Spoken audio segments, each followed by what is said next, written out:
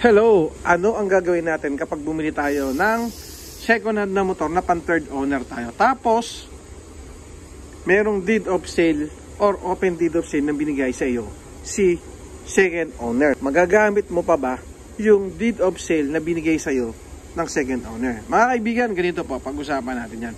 Lagi niyong tatandaan mga kaibigan na kapag bumili tayo ng second hand na motor, ay lagi po yung sa first owner na deed of sale ang gagamitin natin. Ngayon, kung yung second owner na nabilhan mo, ang ginamit niya ay open deed of sale, so no need na natin kailangan yung deed of sale para dun sa second owner. Kasi nga tayo yung third owner.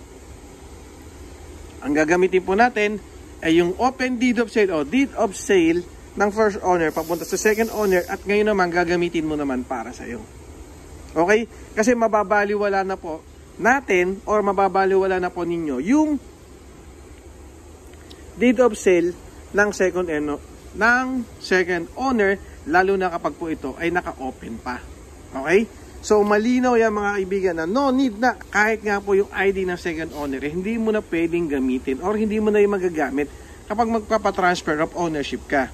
Kasi nga naka-open deed of sale yan. Pero kung halimbawa po, ito po ay naka-close o naka-notaryo na yung deed of sale ng first owner papunta sa second owner, ay gagamitin mo po yun.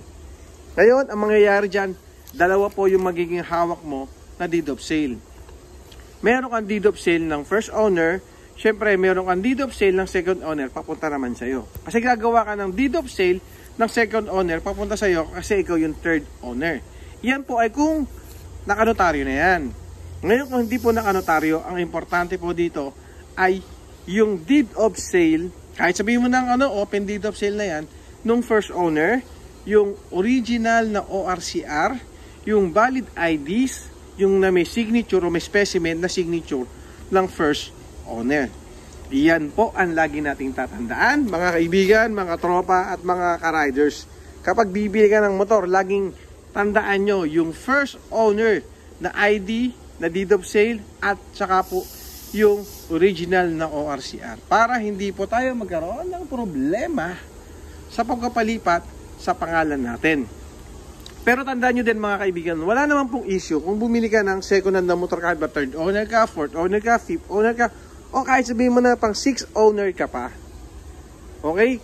Basta yan ay kompleto yung dokumento, may ORCR, original, may deed of sale, kahit open deed of sale, basta nandoon pa rin yung ID na may pirma ng first owner tsaka yung original na ORCR. Wala magiging issue dyan mga kaibigan. Kaya huwag po tayo matakot na bumili ng second hand na motor. Ayan ang daming motor yan mga kaibigan.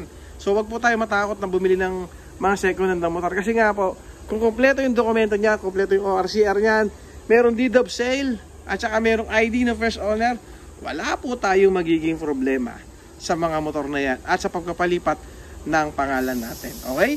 Yun ang lagi yung tatandaan na mga kaibigan, walang masamang bumili ng second hand na motor. Basta, kompleto yung dokumento, meron kang deed of sale, meron kang ORCR, at syempre meron kang ID na may pirma. Lagi ko po sinasabi yan. Okay? Yun lang, ingat po. And ride safe always. Bye-bye. Thank you.